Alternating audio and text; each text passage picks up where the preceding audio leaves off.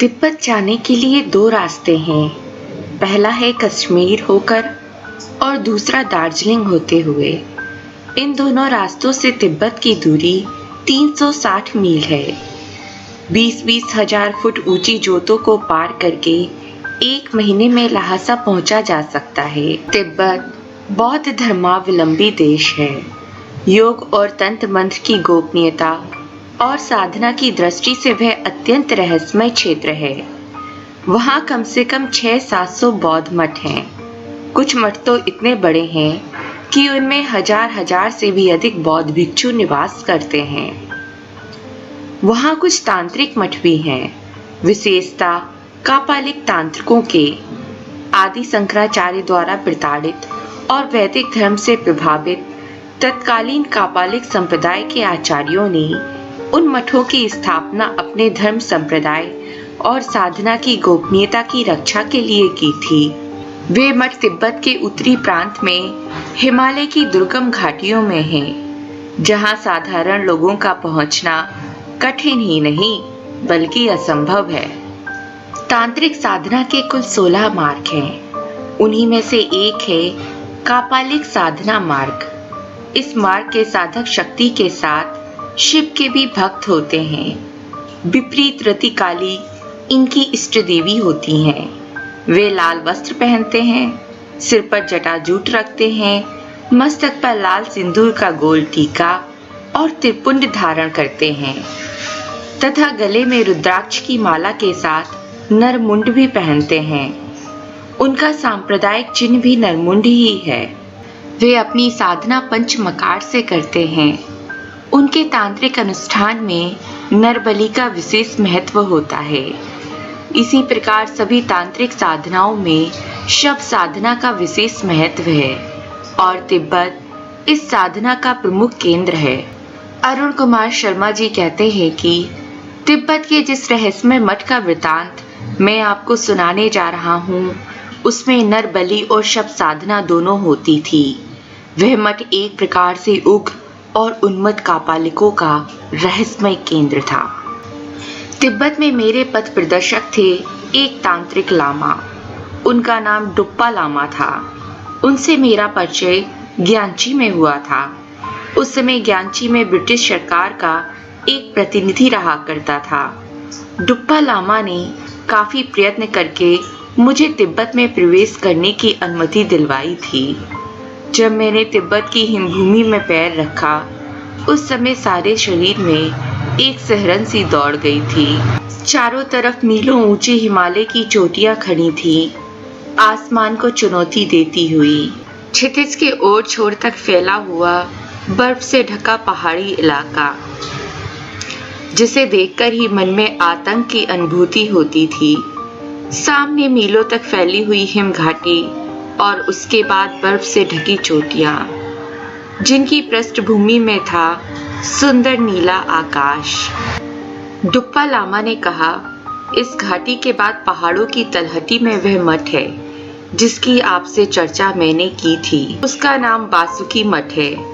कभी यह भयंकर कापालिकों की गुप्त साधना का केंद्र था, मगर अब पिछले 200 वर्षों से वीरान पड़ा है। ना उसमें कोई रहता है और ना तो साधना उपासना होती है। 3 दिन की यात्रा करने के बाद मैं पहाड़ों की तलहटी में पहुंचा। चारों ओर साएं साएं हो रही थी। वातावरण में एक अभूत सी शून्यता भरी थी। काफी बड़ा मठ था वह। लंबे चौड़े विस्तृत आंगन के चारों ओर छोटे छोटे साधना गृह बने थे और बीच में काफी ऊंची प्रस्तर वेदी पर लगभग 12 फुट लंबी एक प्रस्तर प्रतिमा स्थापित थी। वह प्रतिमा शायद किसी तांत्रिक देवी की थी। वह जितनी भव्य थी उतनी ही भयंकर भी थी। उस मूर्ति का मुख 10 फड़ वाले सर्प का था। उसके 4 हाथ थे। ऊपर वाले 2 हाथों में खड़क और नागपाश था। गले में नागमाला के साथ नरमुंडों की भी माला थी। प्रतिमा का एक पैर नग्न पुरुष की और दूसरा पैर नग्न स्त्री की छाती पर टिका था। ठीक उसके सामने नीचे तंत्र की प्रसिद्ध डाकिनी, हाकिनी और साकिनी की मूर्तियां स्थापित थी। सामने नरबली देने वाला यूथ था। मठ के भीतर साएं साएं हो रही थी। एक विचित्र सी उदासी और अबूझी खिन्नता भरी थी पूरे मठ में। लाल पत्थरों से बनी उस शानदार गढ़ी जैसे मठ की धूल से अटी सीढ़ियां चढ़ते समय लगा जैसे काफी लंबे अरसे से यहाँ कोई ना आया हो। टूटे फूटे जर्जर दालानों बरामदों में प्रवेश करते ही दहशत से भर उठा मेरा मन। मैं सतर्कता से मठ में घूमता रहा, पर कोई अनहोनी नहीं हुई। हाँ, मिस अलेक्जेंडर डेविड नील का अवश्य स्मरण हो आया मुझे। अभी कुछ समय पहले ही उनकी मृत्यु हुई थी। वे एक फ्रांसीसी महिला थीं। भिखारिन का भेष धारण कर सन 1910 में उन्होंने तिब्बत में प्रवेश किया था। फिर 14-15 साल तक वहीं रहीं। मिस नील ने उस यात्रा और अनुभवों का वर्णन अपनी पुस्तक माई जर्नी टू लहासा में किया है। मिस नील हिंदू धर्म और संस्कृति के प्रति अत्यधिक आकर्षित थी। उनसे मेरा परिचय वाराणसी में हुआ था, जब वे वाराणसी के प्रसिद्ध रामायणी श्री विजयानंद त्रिपाठी से रामायण पढ़ने के लिए आई थी। सच तो ये है कि मैंने भी मिस नील से प्रेरित होकर तिब्बत की यात्रा की थी। चलते समय मिस नील ने मुझे बतलाया था कि तिब्बत में कुछ ऐसे मठ हैं जो सुनसान और निर्जन हैं, मगर वे अभी भी किसी सूक्ष्म शरीरधारी तांत्रिक की आदर्श साधना उपासना के केंद्र बने हुए हैं। उन्होंने बताया था कि सूक्ष्म शरीरधारी तांत्रिक आकाश मार्ग से उन उजाड़ और सुनसान मठों में किसी निश्चित समय पर आते हैं, लेकिन उन्हें कोई नहीं देख सकता। मेरे मस्तिष्क में सहसा यह बात कौंध गई, क्या ये ऐसा ही मठ है? मैं उसी दिन 4 मील दूर एक गांव में जाने वाला था, जहां मेरे ठहरने की व्यवस्था थी। पर ये क्या, थोड़ी ही देर में नीला आकाश काले भूरे बादलों से अटकर काला हो गया। निस्तब्धता और अधिक गहरी हो गई। अब क्या होगा? बुरी तरह फंस गया था मैं उस मठ में। रात यहीं गुजारनी पड़ेगी, ये सोचकर एक बार दिल दहल उठा। सामान के नाम पर मेरे पास सत्तू की एक पोटली, एक लोटा और 2 कंबल भर थे। आखिर पश्चिम वाले बरामदे से सटे एक कमरे में फर्श का कंबल बिछाकर मैं लेट गया। थोड़ी ही देर में तूफानी हवा के साथ तेज वर्षा शुरू हो गई। रात धीरे धीरे सरकने लगी। मुझे कब झपकी आ गई और कब झपकी गहरी नींद में बदल गई, पता न चला। अचानक मठ में निस्तब्ध वातावरण में एक भयंकर चीख गूंज उठी। चौंककर मैं उठ बैठा। चारों तरफ आंखें घुमाकर अंधेरे में देखा, मगर कुछ समझ में नहीं आया। उसी समय फिर चीख सुनाई पड़ी। मैं उठकर कमरे के बाहर निकल आया। अचानक मेरी दृष्टि विशाल आंगन में बली यूथ पर पड़ गई। बली यूथ के कठोर सिकंजे में एक नग्न युवती का सिर फंसा था। हाथ पीछे की ओर रस्सी से बंधे थे, पैर भी शायद बंधे थे। उसके पास ही ऊंची चौड़ी काठी का काले रंग का दानव जैसा एक व्यक्ति खड़ा था। उसका सिर मुंडा हुआ था, आंखें गुल्लक के फूल की तरह लाल। लंबे चौड़े विशाल आंगन में चारों तरफ लाल रंग की कालीन बिछी थी, जिस पर 50 की संख्या में जटाजूटधारी कापालिक सन्यासी बैठे हुए थे। उन सबके गलों में नरमुंडों की मालाएं थीं। मस्तक पर लाल सिंदूर के टीके लगे थे। ऐसा लग रहा था मानो सभी ने शराब पी रखी हो। कोई किसी से नहीं बोल रहा था, लेकिन सब अपनी जगह पर बैठे नशे में झूम रहे थे। सहसा मठ के किसी कोने में रखा नगाड़ा बजने लगा। बड़ी भयंकर आवाज थी नगाड़े की। सारे शरीर में रोमांच हो आया। फिसलती हुई मेरी दृष्टि तांत्रिक देवी की भयंकर प्रतिमा की ओर चली गई। देखा तो प्रतिमा अब अलंकृत थी। रंग बिरंगे फूलों और वस्त्रों से उसे खूब सजा दिया गया था। उस समय देवी के मुखमंडल पर एक विचित्र तेज चमक रहा था। उसके क्रूर भयावने नेत्र मुझे सजीव लगने लगे।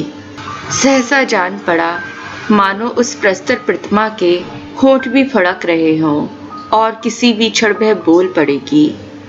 प्रतिमा के ठीक सामने एक बड़ा सा त्रिकोण हवन कुंड बना था, जिसमें अग्नि प्रज्वलित थी।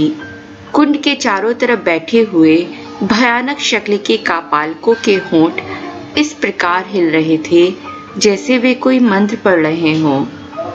बीच बीच में हवन कुंड में मदिरा से सने मांस के टुकड़ों की आहुति भी छोड़ते जा रहे थे। कुंड से लाल लाल लपटें निकल रही थीं और वायुमंडल में जलते हुए कच्चे मांस की दुर्गंध फैल रही थी। समीप ही भयंकर आकार प्रकार का एक लंबा सा खटक भी रखा हुआ था। एकाएक मुझे ख्याल आया, बाप रे, यह तो कापालकों का भैरवी पूजा और नरबली का ढंग है। मैंने चीखना चाहा, मगर कंठ से आवाज ही नहीं निकली। गुमसुम सा मैं अपनी जगह पर खड़ा रह गया, मानो जम गया हूँ। सहसा नगाड़े की भयंकर आवाज तेज हो गई और उसके साथ ही मटके फाटक पर शोरगुल सुनाई पड़ा। उधर देखा तो एक सजी हुई पालकी भीतर आ रही थी, जिस पर रत्न जड़ित रेशमी पर्दा पड़ा हुआ था। कौन होगा इस मूल्यवान पालकी में? हवन कुंड के पास लाकर पालकी जमीन पर रख दी गई। पालकी का रेशमी पर्दा धीरे से हटा। उसमें से एक युवती बाहर निकली। उसकी उम्र 18 वर्ष से अधिक नहीं थी। सुगठित देह, चंपई रंग, लंबी केश राशि, मोर जैसी आंखों में काजल की तीखी रेखाएं, अनार के फूल जैसे कोमल लाल होंठ। उसके गले में हीरे मोतियों की मालाएं पड़ी हुई थी। इतना रूप, ऐसा अनिर्वचनीय सौंदर्य और ऐसा उद्दाम यौवन किसी एक नारी में हो सकता है, इसकी कल्पना भी मैंने कभी नहीं की थी। पालकी से निकलकर उस युवती ने एक बार चारों तरफ देखा, फिर हवन कुंड के सामने रखे मखमल के आसन पर बैठ गई। राजकुमारी सी चियांग की जय! सभी कापालिक एक साथ बोल पड़े। राजकुमारी सी चियांग की तांत्रिक विधि से पूजा होने लगी। पूजा के बाद वहां एक बड़ा सा सोने का घड़ा लाकर रखा गया। उस घड़े में सुरा भरी हुई थी। प्रधान कापालिक ने उनमें से एक स्वर्ण पात्र में सुरा निकालकर राजकुमारी को दिया और पीने का आग्रह किया। राजकुमारी धीरे धीरे मदिरा पी गई। उसके बाद सब कापालकों ने एक साथ सुरापान किया। अंत में खड़क की पूजा हुई। फिर बलि यूथ पर घी का दीप जला दिया गया। सहसा लंबा चौड़ा भयंकर आकृति वाला एक व्यक्ति राजकुमारी के पीछे आकर खड़ा हो गया। उसने देखते ही देखते राजकुमारी सी चियांग के दोनों हाथों को पीछे की ओर कसकर बांध दिया। एकाएक राजकुमारी के मुंह से कातर चीख निकली, पर वह नगाड़े की आवाज में कहीं डूब गई। राजकुमारी बराबर चीख रही थी, रो रही थी, विलाप कर रही थी। उसके करुण क्रंदन से वातावरण गूंज रहा था, मगर उसे सुनने वाला वहां मेरे सिवा कोई नहीं था। वह विभत्स और तामसिक दृश्य देखकर मेरे सारे शरीर में सिहरन समा गई। एकाएक में चीख पड़ा और जोर से चिल्लाकर बोला, छोड़ दो राजकुमारी को। मगर मेरी ओर किसी का ध्यान नहीं गया। राजकुमारी का कटा हुआ सिर उस तांत्रिक देवी की प्रतिमा के चरणों पर पड़ा था और निष्प्राण काया भूमि पर छटपटा रही थी। मैं जोर से चिल्ला पड़ा, खून खून। आंगन की धरती राजकुमारी सी चियांग के खून से डूब गई थी। मैं लपक कर राजकुमारी की निष्प्राण काया से लिपट गया और फूट फूट कर रोने लगा। ऐसा लगा जैसे जन्म जन्म से मैं राजकुमारी से परिचित रहा हूँ और मानो वे मेरी कोई अपनी सगी है। मैं शव से लिपटा रोता रहा, फिर ना जाने कब उसी अवस्था में बेहोश हो गया। मेरी बाह्य चेतना एकदम लुप्त हो गई और जब फिर चेतना लौटी तो सवेरा हो चुका था। तुषारापात हो रहा था और मैं बर्फ से ढक गया था। चेतना लौटते ही रात के सारे दृश्य एक एक कर मानस में उभरने लगे। एकाएक मुझे लगा कि मैं किसी चीज से अटका हुआ था। वह मेरा भ्रम नहीं था। एकाएक मुझे लगा कि मैं किसी चीज से लिपटा हुआ था। वह मेरा भ्रम नहीं था। मैं सचमुच एक नर कंकाल से पूरी रात लिपटा रहा। क्या वह राजकुमारी सी चियांग का ही कंकाल था? क्या रात में मैंने जो कुछ देखा वह कापालिकों की प्रेत लीला थी? जी हाँ, वह कंकाल राजकुमारी का ही था, जिसके साथ हर अमावस्या की रात भयंकर प्रेत लीला के रूप में 200 वर्ष पुरानी तांत्रिक साधना अनुष्ठित होती थी। बाद में विस्तार से मालूम हुआ, डुप्पा लामा ने ही मुझे सब कुछ बतलाया था। सी चियांग भोट राज की इकलौती राजकुमारी थी। भोटिया भाषा में चियांग का अर्थ होता है गुलाब का फूल। राजकुमारी चियांग वास्तव में गुलाब की तरह कोमल और सुंदर थीं। वह राजकुमार मस्तांग स्टेट से प्रेम करती थीं। राजकुमार भी चियांग को दिल से चाहते थे। शीघ्र ही दोनों का विवाह भी होने वाला था, मगर रूपसी चियांग के यौवन पर कापालिकों के गुरु की गिद्ध दृष्टि लग गई थी। वह पंचमकार की तामसिक क्रियाओं द्वारा कोई भयंकर तांत्रिक अनुष्ठान पूरा करना चाहता था, जिसमें किसी अक्षत नवयौवना सुंदरी की आवश्यकता थी। इसके लिए सी चियांग से बढ़कर भला और कौन सुपात्र मिलती। सी चियांग को मठ में यह कहकर लाया गया था कि वे तांत्रिक दीक्षा ले ले, वरना 1 वर्ष के भीतर विधवा हो जाएगी। सी चियांग भला कब चाहती थी कि उसका प्रियतम उससे बिछड़ जाए, और वह भी विवाह होने के तुरंत बाद। राजकुमारी के अक्षत यौवन का छक्कर पान करने के बाद तंत्र मंत्र के नाम पर 10 फड़ वाली सर्वमुखी देवी के सामने उसकी बलि दे दी गई। कापालिकों को सिद्धि मिली या नहीं यह तो नहीं पता, मगर मुझे राजकुमारी का 200 साल पुराना कंकाल जरूर मिल गया। मेरे लिए उस कंकाल का बड़ा महत्व था। पुरातत्व की दृष्टि से भी उसका कम महत्व और मूल्य नहीं था, इसलिए किसी तरह उसे मैं अपने साथ ही ले आया। मैं उस समय क्या जानता था कि कितनी विषम स्थिति में पड़ने वाला हूँ। नहीं तो उस कंकाल को कदापि न लाता। जब मैंने कंकाल लिए हुए तिब्बत की सीमा लांघकर भारत में प्रवेश किया, उसी क्षण पास ही कहीं नियति ने अदृश्य रूप से ठहाका लगाया। कापालिकों के गुरु जिसने राजकुमारी की बलि दी थी, उसकी अतृप्त आत्मा मेरे पीछे पड़ गई। उस कंकाल को तो मैंने पुरातत्व विभाग को सौंप दिया, मगर उस भयंकर कापालिक गुरु की आत्मा से अपना पिंड नहीं छुड़ा सका। उसकी लाल लाल खिंची हुई सी आंखें आज भी मुझे घूरती रहती हैं।